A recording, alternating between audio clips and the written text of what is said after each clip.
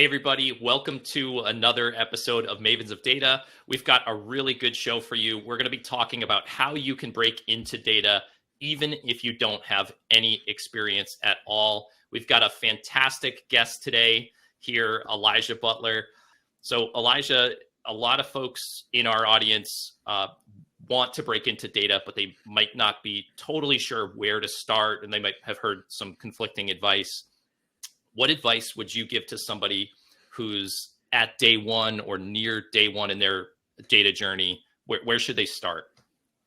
So this might be very counterintuitive, but the second that you've decided that you want to get into data analytics and maybe a bunch of other fields, I cannot recommend enough to go ahead and get active on LinkedIn and fill out all of the different parts of your profile on there, because you don't want to build a network while you're trying to use a network. You want to build it as far beforehand as possible. So I highly recommend going ahead and getting on there, again, filling out all of your profile and then adding anybody you've worked with, add family and friends. And then probably the first thing I would recommend doing as far as learning the skills is, I think Microsoft Excel is still incredibly crucial to data analytics. And in my opinion, it's a lot easier to learn than a lot of the other tools that we will get into. So I would just recommend going to some kind of free resource or YouTube, or if they want to go ahead and buy a course, they can, and dig your feet into Microsoft Excel, because you'll learn about a lot of the different things that you would use in other tools like SQL and Python, but it's a lot more intuitive for beginners. Yeah, that's awesome. Awesome advice. I love it. I started my career basically as an Excel jockey. That's how I learned data analysis. This was a long time ago. Is that how you started, Elijah? Was Excel kind of your first tool as well?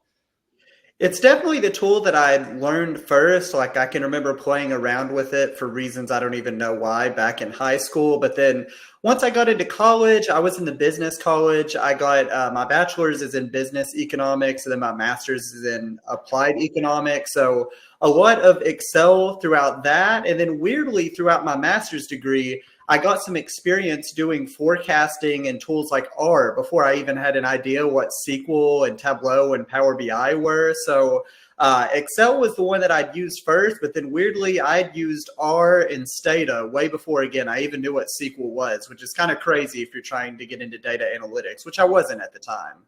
Yep. I also in school used those tools that are very academic, and then you get surprised when you get out into the real world and people aren't actually using them. It's so I've definitely been there as well. It's really cool. We've got folks from all over the world have typed in the chat. We got folks all over the US, people from different parts of Europe. We've got people from Pakistan, Saudi Arabia. So just awesome seeing how many people came out to see Elijah here today. Folks, Elijah, another piece of advice that Elijah had was being active on LinkedIn. I'd love to hear from people in the audience.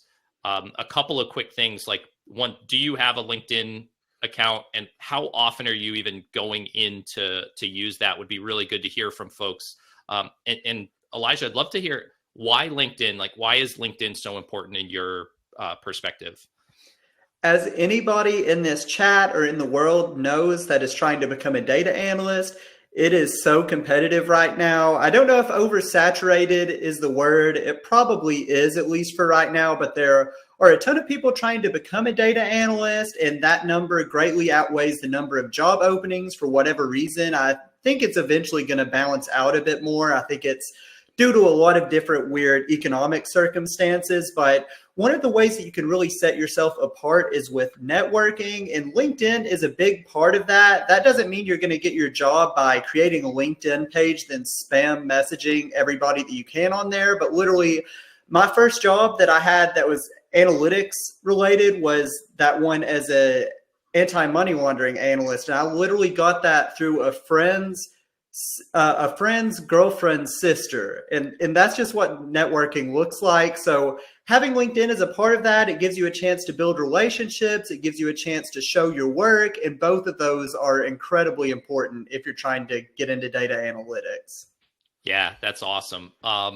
And I know you have a very active presence on LinkedIn. It's something that I do quite a bit too. I'm curious. So folks might look at you and say, well, yeah, Elijah's got this big brand. You know, I'm not that guy that's posting every day. For somebody who like hasn't really started on LinkedIn yet, like what's a good way to get started there?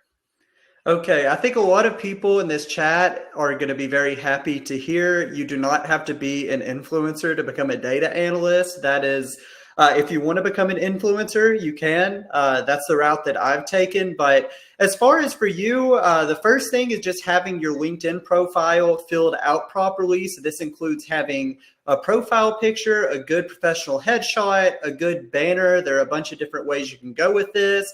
And then after a profile picture, the most important thing is a headline. It should start with the role that you were looking for, which for most people here is probably data analyst or data scientist. Do not put aspiring before that. And then you can fill out the rest of your headline with any achievements. Maybe your tech stack is often a way to go.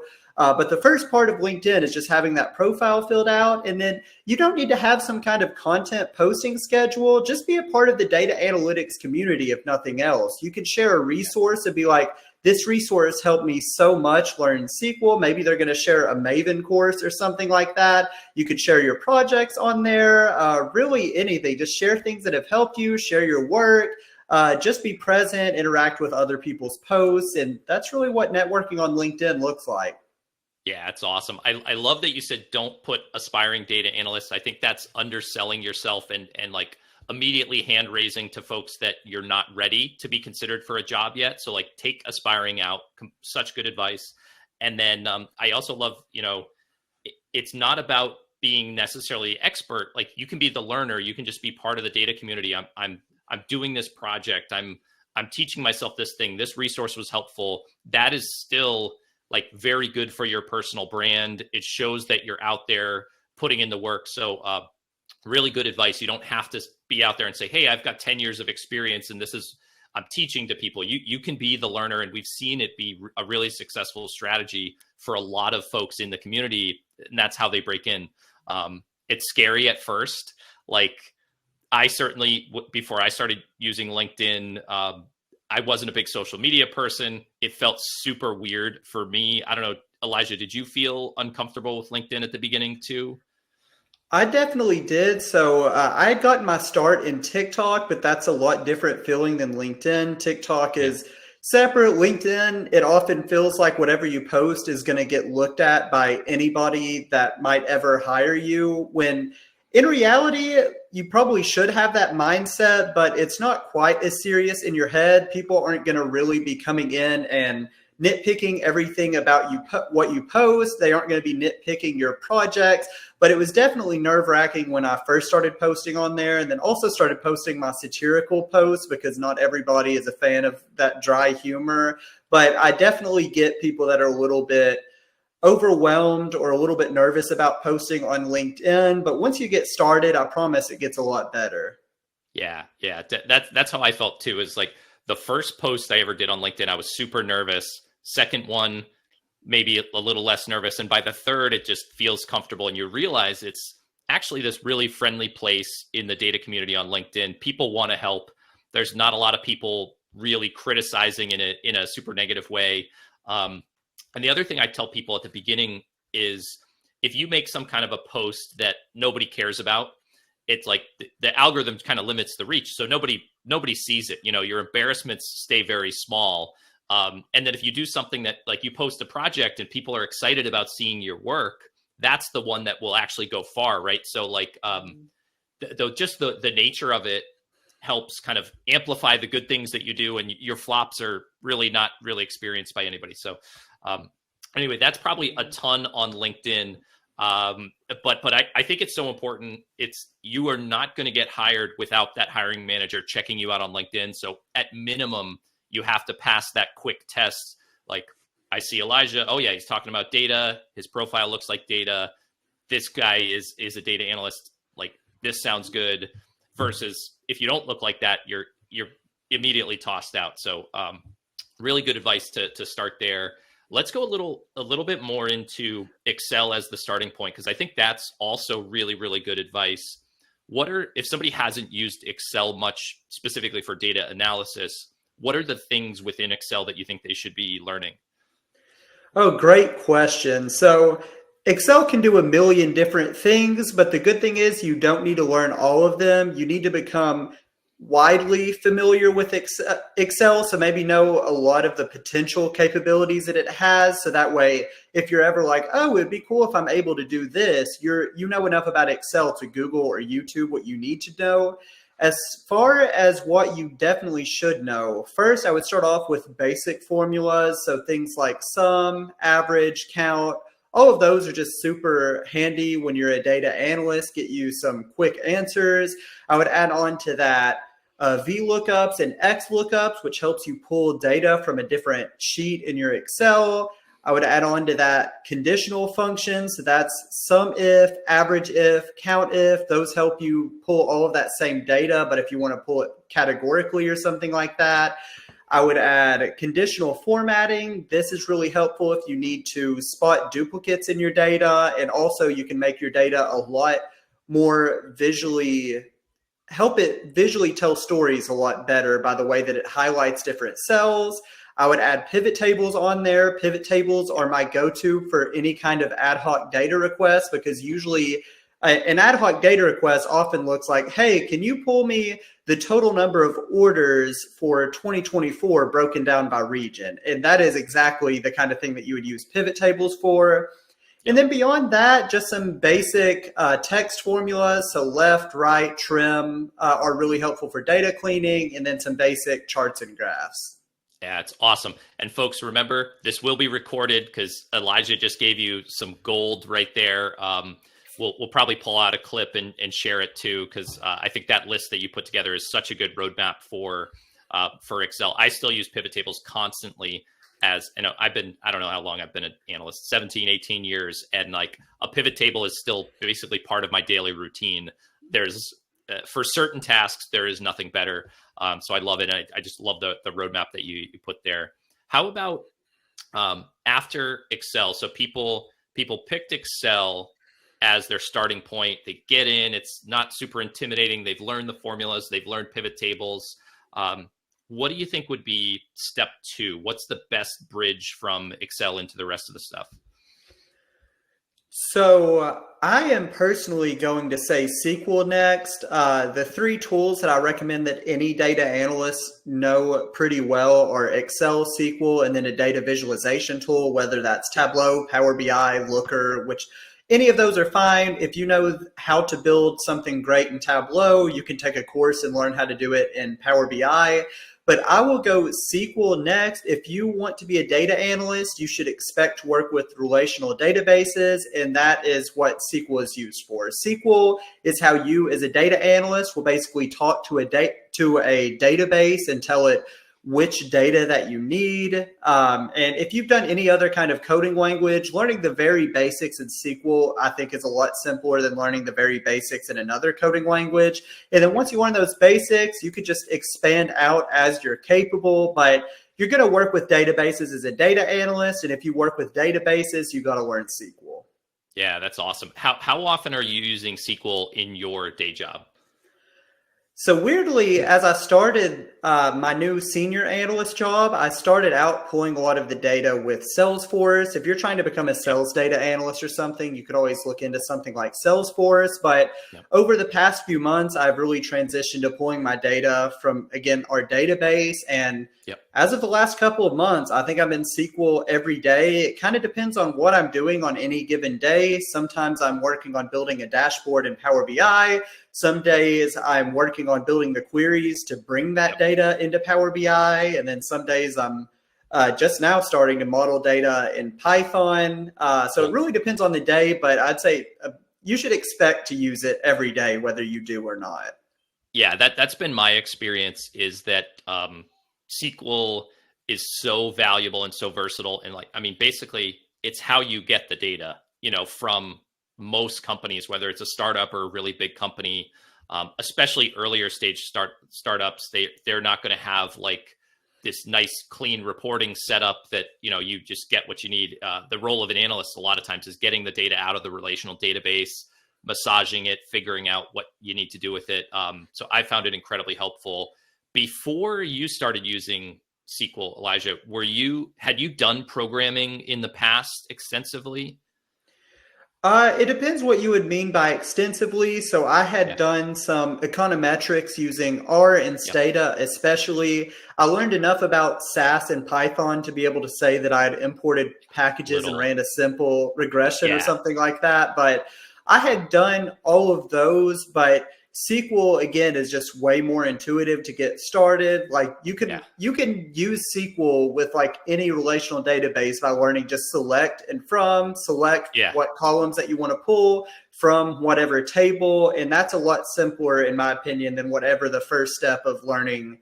Even Python, like your first thing is probably printing hello world, but like even with the Yeah. syntax and the parentheses and the quotation marks, with SQL, you literally just write select and then your column. So you really get started quick with SQL, which I really like. Yeah, I think that's a really important message to folks. Like, so yeah, you had some programming, sort of more like from an economics or a math side of it, Mm-hmm. not like a computer science background. I definitely did not have any computer science background, and still was able to learn SQL. I totally agree with you. It's like it's a very intuitive language that, if you want to select certain data from a certain table, you literally type select from the column names. It's like a very intuitive. Low learning curve, I think, relative to a lot of other things that have tripped me up a lot more. So people get intimidated by it too. They think it's harder than it is, which I think that's to your advantage if you do learn it. That it keeps the pool of people who are really good at it small. So don't be scared off by it. And I agree with your advice. I think the Excel, SQL, and then one of the major data visualization platforms is the move. Do you have a favorite data visualization platform? Like you mentioned Power BI, Tableau, Looker. Any advice if people are like, okay, cool, Excel, SQL, then which one should I choose? How would you think about that? So for me, I would probably have to say my favorite is Power BI because I have all of my work experience with Power BI. I've been using it for Yeah. several years now. I'd actually learned Tableau before Power BI, but it was just learning to do some very basic stuff. So Power BI is just what I have experience for. There are definitely benefits to both. If you have used other Microsoft apps like Excel, I think the layout and functionality of Power BI will be a lot more intuitive, but I don't even know if you can get Power BI or at least a good version of Power BI on a Mac. So if you're a Mac user, I think Yeah. Tableau can be better. I'm also a big fan of the Tableau public website, which has a ton of great resources, but Yep. some of those resources like data sets you could just use in Power BI, but all of my work experience is in Power BI. So I'm definitely partial to that. Yeah, awesome. Yeah, I think it's great advice. I don't think there's a wrong answer.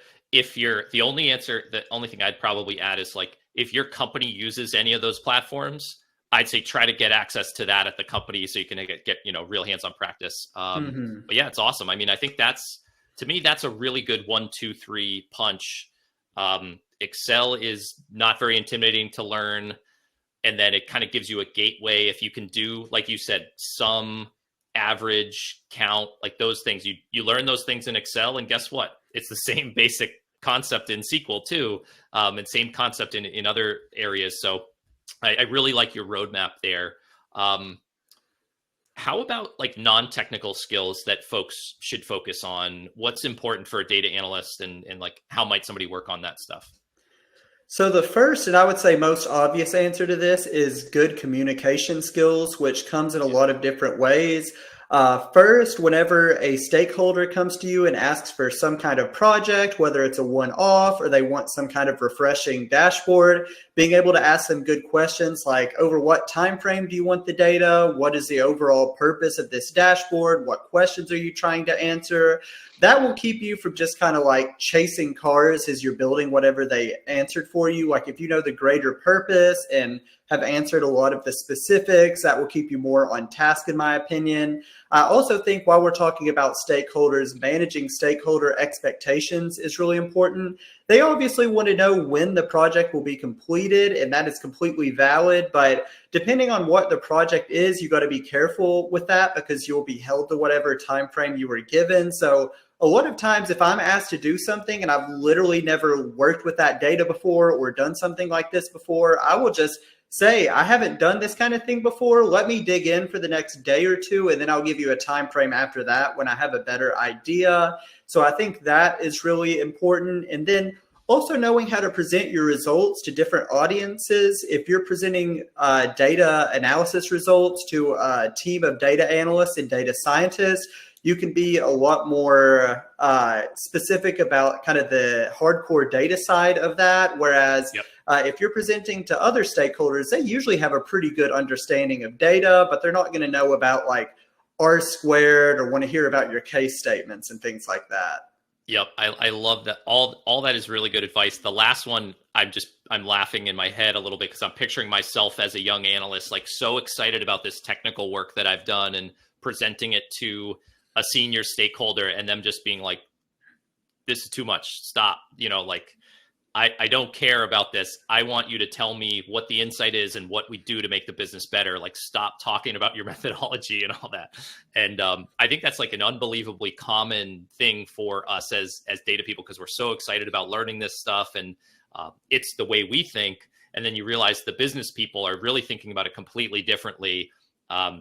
They don't really care that much. They want to know that that you're doing it right, but they really they want the insight.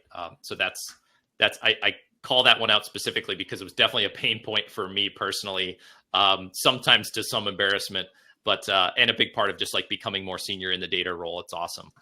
That's definitely something. I mean, that's not talking down to anybody else. That's something that I've had to learn myself, because the thing that I don't think I really understood becoming a data analyst is kind of the importance of defining logic within the work that you're doing. For example, if you are working with sales data, it isn't always necessary what constitutes a sell. It's really up to like your team and then up to you as a data analyst to implement. I mean, they may be like, okay, if you're selling bottles of water and you're selling like these giant bottles of water like you would see in a doctor's office, the point of sell isn't when it's delivered, it isn't when it's sold, it's when the water has passed its refund date for some odd reason. That's really important for you as a data analyst to know and then implement into your SQL or whatever you're writing. And the thing for me is learning how to explain the logic with my code without being too nerdy about it.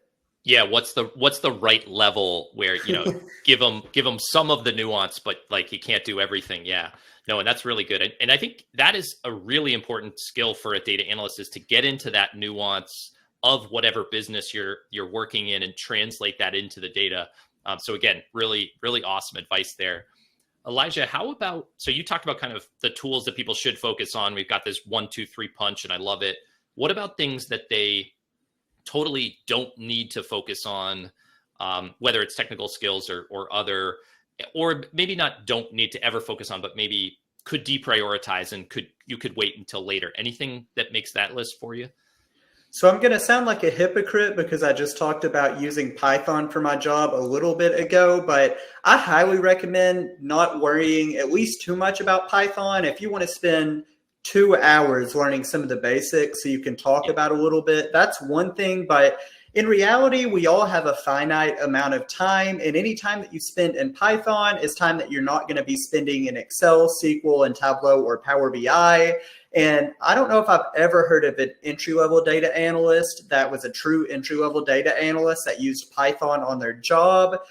So I highly recommend staying away from other tools like Python and R, and even more like niche tools like maybe Alteryx or SAS until you get that first job. Because again, on that first job, there's a high likelihood that you're going to be using some combination of SQL, Excel, and data visualization.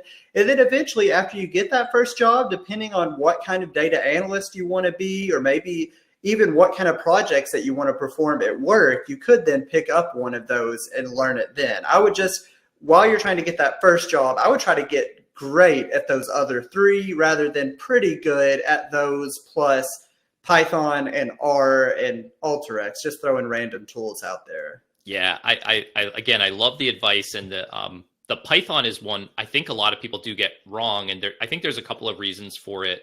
One is just I think strategically in your learning journey, um, it's there's a lot more ways you could get tripped up with Python, right? It's like if you were to say I'm going to start with Python first, it's like you've got to learn data concepts and you've got to learn what's really more of a programming language than versus Excel and SQL. I think are personally a lot less intimidating, and I don't feel like with those you're really learning coding versus Python. You kind of are learning coding, you know. Hmm. Um, so I think in that sense, it's easier to get intimidated, to get frustrated, wait until later. Also, like you said, it's not necessarily quite as important, especially early on. It is an incredibly versatile tool that, you know, down the road, if you want to be a data scientist, Python's amazing. There's great data science packages. You can also use it for visualization, you know, but so there's good reasons to learn it, but I completely agree. It's like later. Don't get tripped up. That going to Python first is probably like one of the things that might set you back the most as an analyst. And then another thing I think people kind of get wrong with Python, I think they overestimate how many job openings actually really require Python. And you know, job recs might say Python, but it's probably not the most important tool, especially for an early analyst. They might be thinking like, oh, a data science role also has it. And sometimes, like if you're looking at data around how many jobs there are with Python, you might even be accidentally including like software engineer jobs too, right? Because it's also an object-oriented programming language too. So it's there's so many reasons why, but I think it is a great tool, but kick it down the road until you've got those other three. I love that advice. Elijah, how about for folks who are either like trying to get their first interview or maybe they've done like one or two analyst interviews? Can you talk about what a typical interview is like and what they should be trying to accomplish throughout the interview process?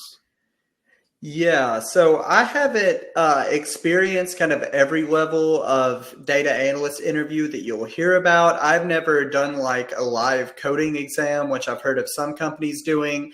The closest thing to that I've had, I think, two jobs that sent me data and wanted me to build a dashboard is kind of a test, and that is the closest. But for me, a lot of the interviews, whether they're combined into one interview or maybe sometimes you'll have separate interviews with technical and non-technical stakeholders, is you'll have kind of your standard interviews that are like, how do you resolve conflict with a colleague? What do you do if a colleague does this? But then you'll also have the more data analytics side, and that's what I've experienced. So it might be something like,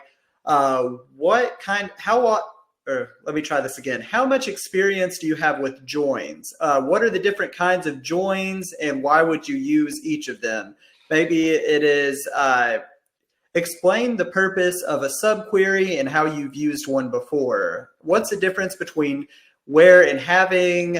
Sometimes you'll get asked about schemas, and then a lot of times they'll want to just hear about your projects. And that's one of the things why I harp on a project portfolio a lot. It isn't just so that a recruiter is going to see that and be like, here's all the money that we can possibly give you. It also performs two functions. First, they're really good for practice because you're going to learn a lot more while you're doing projects. But then again, if they ask you about your SQL experience, you could be like, oh, I was working on a project to do this, and I tried doing a case statement to accomplish this, but I couldn't quite get that to work. So I looked up on Google how to do this, and that was able to solve my problem.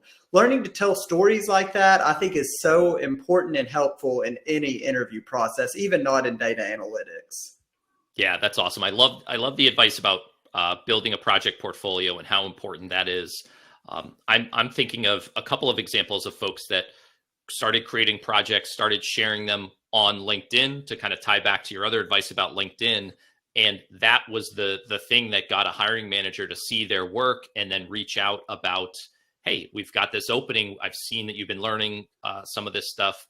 And it's also just, it's a great way to build the skills. It's a great way to market yourself. So just like as soon as you can get into working on your own projects that you're excited about, I love that as a strategy. Yeah, that's awesome. Anything like if somebody's in an interview, is there any kind of list of like, do not do this in an interview? Like what should people avoid that would shoot them down right away? Oh, that is a good question. I haven't really thought about what would be one of your answers for that while I think about it for a minute. For me, I think I can give a couple off the top of my head.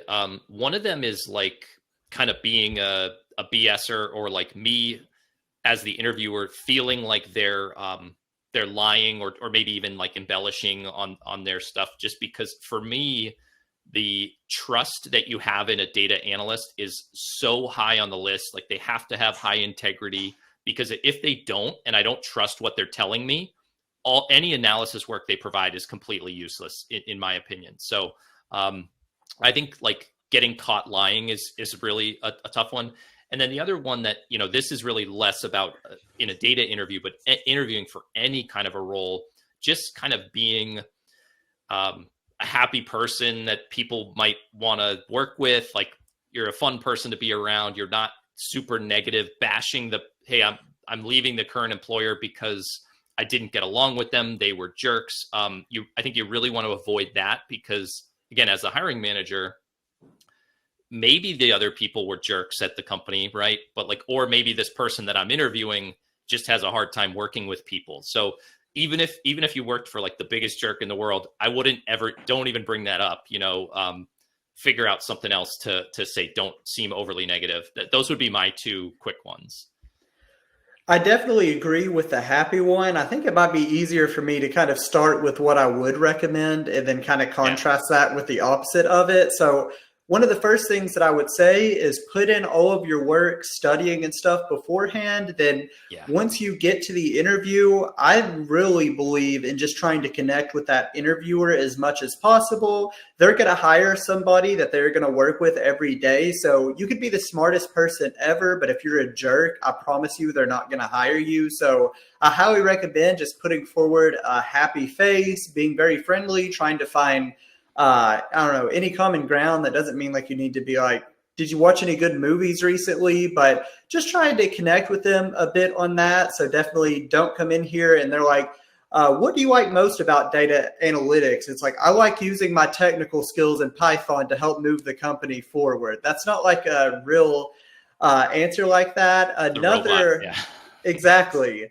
Another thing that I would recommend is I try to make it obvious that I've put a lot of work into that interview, especially if it's an interview of a job that I would definitely take. So do all of your company research so you can go to their website, find some things about the company that really excite you, whether it has to do with their operations or it could be social initiatives, things like that. You can often find different strategic documents that they will just publish online. Like I know HubSpot, because I follow their CEO on Twitter. I think they have like this big PowerPoint deck of a lot of their missions and stuff like that.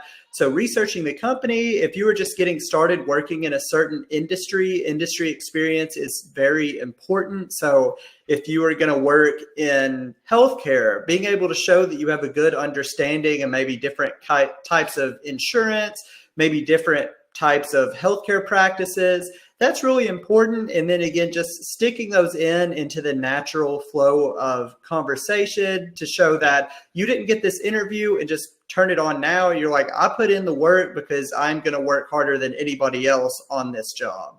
Yeah, it's awesome. I love it. I feel like if you do all of the things that Elijah's talking about here, you're going to be in great shape.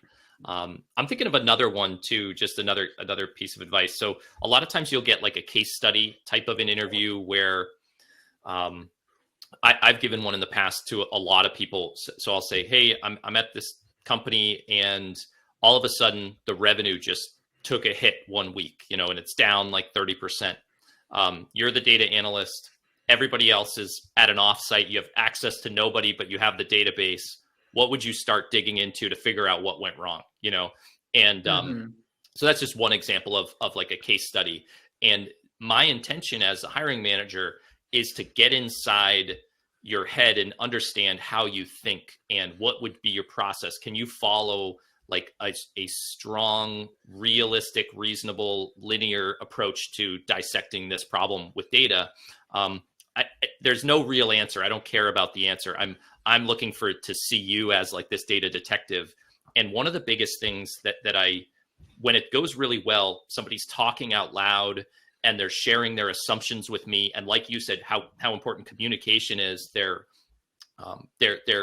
giving me a window into their process versus like when it doesn't go well, they're just quiet and they're in their own head and like they're thinking, and then they might give an answer or something. But I'm like, that's really tough. That type of a person is a lot tougher to work with than the over communicator who clearly doesn't get the point of that exercise. So if you get one of those case studies, talk out loud. Feel okay asking questions. It's to say like, hey, I'm sort of assuming you're saying that I'd have access to this data, but would I also have access to this other data? You know, you can ask questions during that. It doesn't make you dumb. It actually makes you smart. So just another interview piece. Let's see. How about, Elijah, like people who are thinking, should I be an analyst or a data scientist? Any advice for somebody who might be kind of unsure about the differences of those two paths? And is one better than the other?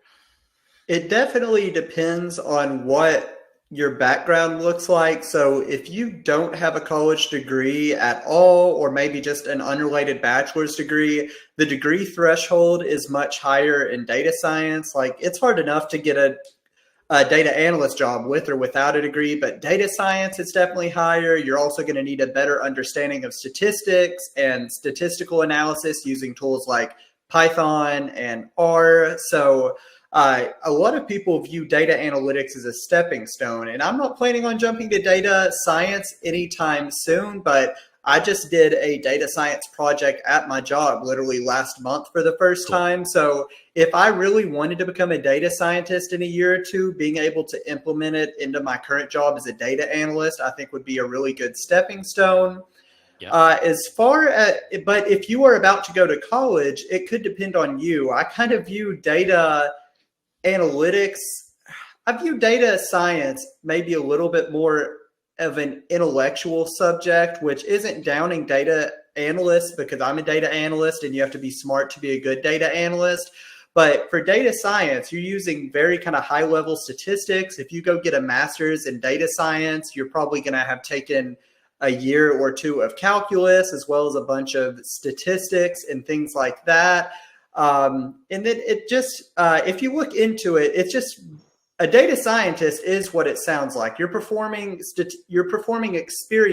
experiments on data, whereas data analysis, you're usually given data and you're doing more like descriptive analysis a lot of the time than forecasting or something like that. I haven't worked as a data scientist, so I'm not always the best at explaining the differences.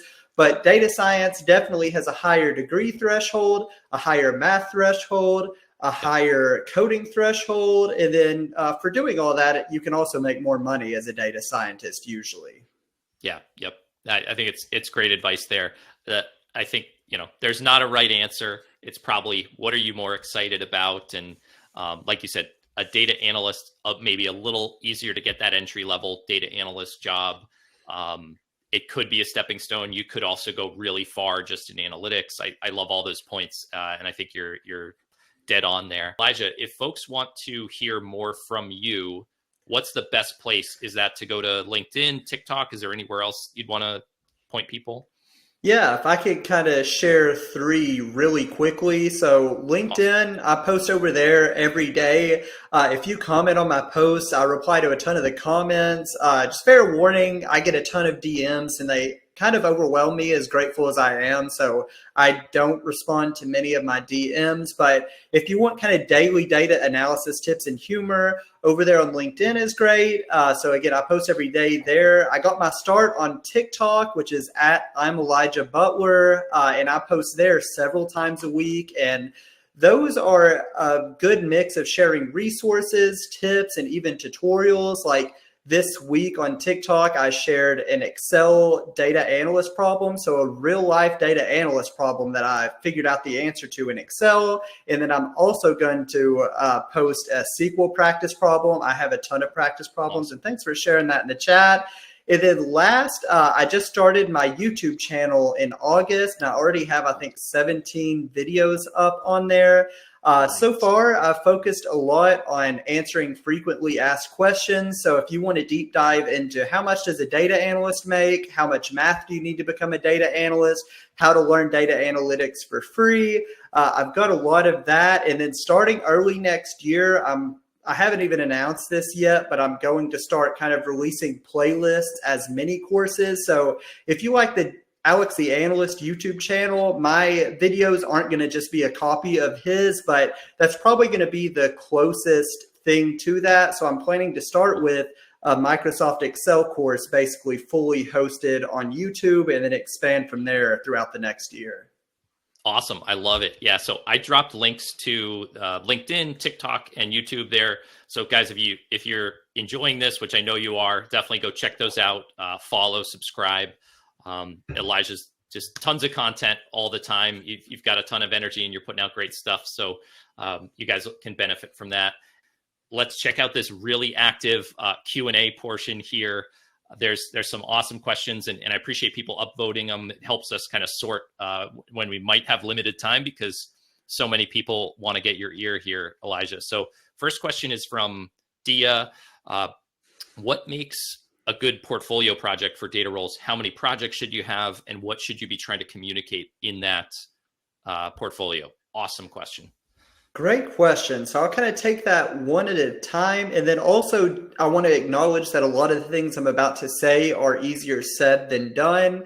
And also, as you get started, don't try to be too much of a perfectionist on your projects, because you can always take a week off, then come back and improve them, or just start building other ones. But for what makes a good project, I try to think what you're trying to do is somewhat simulate what you would do on the job as a data analyst, and that is using data as well as your data skills to solve a problem. So something for a good project, I think it's often hard without a real database to combine all of the different tools into one project like you would on the job. So if you need to split them up, so for a Power BI project or Tableau project is probably building some kind of dashboard. So it could be a dashboard if you're in sales, evaluating different salespeople. If it's in healthcare, it could be like, what are the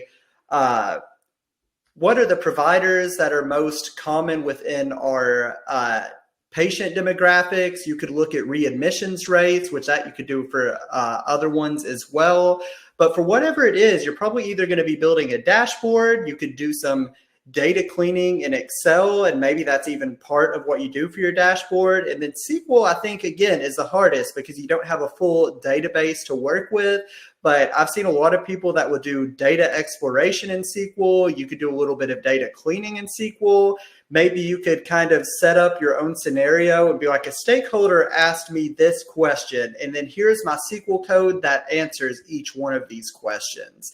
And then as far as how many projects, I would recommend at least one SQL and at least one data visualization project. And then I would definitely go past that for quality over quantity. So if you only have one each, I would go for that. But I also probably wouldn't have more than 3 to 5 projects in your portfolio, because for a recruiter, they're probably not going to look at more than 1, maybe 2 if you're lucky. Yep. And then as far as what should you try to communicate, again, the end goal is trying to solve some kind of problem or answer some kind of question using the data. So that would be your first thing. And so you're just trying to show that you're able to problem solve using those skills. You want to show that you have those skills. You want to show your critical thinking. Even though data analysts and data engineers are completely different, I actually think of data analysts like engineers.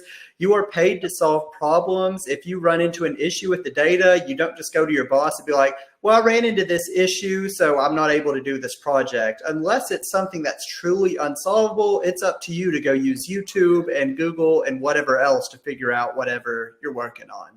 Oh man, so many good nuggets in there. I love that. I love that you got problem solving in there. It is so important to our role to be successful, because like you're rarely getting this perfectly clean data set that you don't have to figure out some of these challenges for. So yeah, it's a really good one.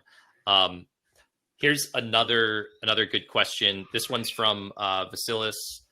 Many say learn enough to land the data job, but how much is enough to do that? Each job is unique, has different requirements, and the technology progresses. So does the tech stack. So in Europe, they're saying Python has really become more of a must-have than a nice-to-have. So like, how much is enough? That when does somebody, should they feel like they're ready to apply and maybe get that first job? Weirdly, I almost feel like you need to have more skills to land a job with how competitive it is than to actually do the job that you're going to be getting. So for that reason, I just say learn as much as possible. And then that's why, again, I recommend not trying to learn 15 different skills and just focusing on those three. For Excel, if you learned the things that I talked about earlier in the video and then maybe just play around with it occasionally, watch some YouTube videos, again, take a Maven's course or something like that, you should be good on Excel. So after that, just really work hard on getting as good as SQL and Tableau as you can. I believe there's this rule that I read about called like the 100x rule. It may be a different rule, but it's basically like whatever you shoot for, you're probably going to undershoot that a little bit. So if you are aiming to be good enough to be able to do a entry-level job and try to do the bare minimum for that, you're probably going to fall below with a lot of other people that have also shot there and fell below. So I just recommend if you really want to become a data analyst, be competitive. Try to become one of the best data analysts. Aim to be one of the best 10% data analysts in the world, and just keep learning. I don't think there's any perfect point to start applying for jobs. Be able to do a lot of the basics in SQL, so select from where, all of the other clauses, case statements, aggregate functions, joins. If you learn a little bit about window functions, all of that should be you would be pretty good. So learn all of that, learn how to do some basic dashboarding in Tableau or Power BI. So building all the charts, adding filters, maybe doing some created columns and measures on there. And then after you learn some of those kind of beginner to intermediate, I would go ahead and start applying for jobs, and then just know that you're probably going to keep learning for a long time more, because even if you have all the skills, it's so hard to land interviews that I would just apply. And then if you're not ready, eventually you will be ready if you're getting better week by week. Awesome. Yeah. Again, really, really good advice there. I love it. Let's do this one from Carlos. I'm sure a lot of people will have questions similar. So what are your thoughts on using AI to learn coding? For example, if you have an issue, like you talked about SQL, can you ask ChatGPT to help fix the bug? And do you think that's a good approach? Not to plug myself, but I actually have a YouTube video all about this coming out next Thursday that's kind of talks a lot about how I use AI as a senior data analyst. But to answer this question, so first of all, when using AI as a data analyst, I recommend using a lot of caution, especially early. To use AI on the job, you need to understand whatever you're using the AI well enough to interpret whatever it gives you, as well as the results is what it gives you. So if you have it write SQL code for you, you need to know enough about SQL to go through there and make sure it's doing everything right, and then know enough about what your results should look like to go and fact check it. But with that being said, one of the things I talk about in that video is I've been using AI to help me learn Python. It's super helpful kind of to use as a teaching assistant. So if I'm watching this video about regression analysis on YouTube, I can't just, at least most people can't just go text Alex the analyst to be like, hey, what did you mean by, what does this function mean in Python? However, I can go into ChatGPT or Microsoft Copilot and I will literally be like, I'm watching this video and it just talked about this topic. Could you provide me more explanation on that? That has been super helpful. And then even as I built my first model, I've done as much as pasted my code in there along. Just be careful, you're never posting confidential information, but my code at the most has column names in it, which isn't anything bad. but posted my code and be like, do you think this model achieves this purpose I'm trying to achieve? How would you critique it or make it better? And then once I run my data, I'll even paste my results and be like, how would you interpret these results? Is there a better way of accomplishing this? So I found it incredibly helpful for learning, but again, being careful not to over lean on it.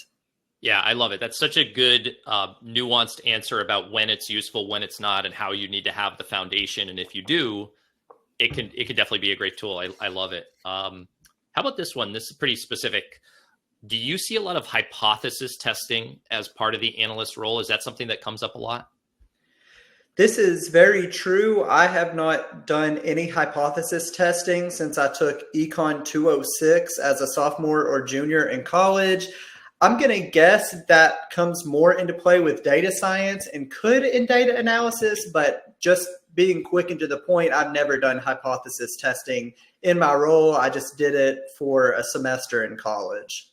Yep, that makes a lot of sense. Yeah, my experience has been there's certain applications that it's really important. Like if you're running experiments on a website or experiments in marketing channels and you want to know, are two things statistically different from each other, or is it just random noise? That's really important. But yeah, in a lot of roles, you'll never use it at all. So it depends if you're running experiments or not. And I'd say, I don't know what percentage of jobs that is required. It's not completely uncommon, but it's also it's probably not the most core thing. It's also like the math involved there is not the hardest math you're ever going to have to do. So if you come across it, I think you can learn it when you need to. So I wouldn't stress too much ahead of time. For sure. I would say when you're trying to become a data analyst, you need to understand SQL, Excel, Tableau, Power BI thoroughly. You need to understand summary statistics, at least basic ones thoroughly. So average, min, max, median, sum, count, all of those things. But then there are other things that I wouldn't necessarily spend weeks and weeks learning. But if you're interested in it, feel free to spend a few hours or a day or two on. So if you're really interested in Python, you're not going to be hurt by spending a day or two on it. If you want to learn more about statistical concepts like hypothesis testing or I don't know, like bell curves or something like that, feel free to go for it. But I would just, again, you can learn some things thoroughly and then spend a little bit of time on other things. Yeah, awesome. I think that's a great one here. This one's from Yukesh, and we'll kind of close with this one. This is about landing a remote job. I know a lot of people who are interested in data want a remote job. I work remote. It's like greatest game changer in the world for my life. What do you think? Are remote jobs harder for people to get if they don't have a lot of experience? Like, should people be aiming for a remote job first, or should they try to find a job in their local city? So if you have the chance, I highly recommend opening yourself to in-person. I've been very blessed. All of my jobs have been remote. I also got into the field towards the end of COVID when data analytics, there weren't as many people trying to get into it. And from what I've heard, the number of jobs or the percentage of jobs that are fully remote are like maybe 15% or something like that. I could even see it lower. I honestly worry a lot right now with a lot of different CEOs doing return to work. I worry like the government's talking about doing return to work. So those jobs definitely aren't as plentiful as I wish they were. I think the problems that there are with remote work could be fixed with some problem solving like we do as data analysts. But that also goes in with not just aiming to be a data analyst. If your goal is to be a remote data analyst, maybe you don't care. You want to make a good salary, but it isn't just salary. You want to have a good work-life balance, and you see it remote as a way to get there. Work really hard, because eventually if 10% of jobs are remote, you want to be in the top 10% or even better of data analysts to give yourself a good chance at that. Yeah, it's competitive because I think a lot of people want those jobs, and it's I think a lot of folks, it's getting harder, and it's probably a little harder to get the remote job. So I totally agree with that. It's awesome. It's awesome advice. Elijah, thank you so much. Folks in the audience, thank you guys so much. It's been really fun having you here, having you be so interactive. Please give Elijah some love in the chat. He's been amazing, and we'd love to do this with you again anytime, Elijah. Thank you so much, my friend. Thank you so much for having me. This was a lot of fun. I think I've watched maybe one of these before, so I can't recommend these enough. And also, earlier you mentioned the data analytics playground on Maven. I've Yeah. checked that out before, so if you've never checked that out, be sure to do that. Awesome. Awesome. Thank you so much, Elijah. And thanks, everybody. Take care.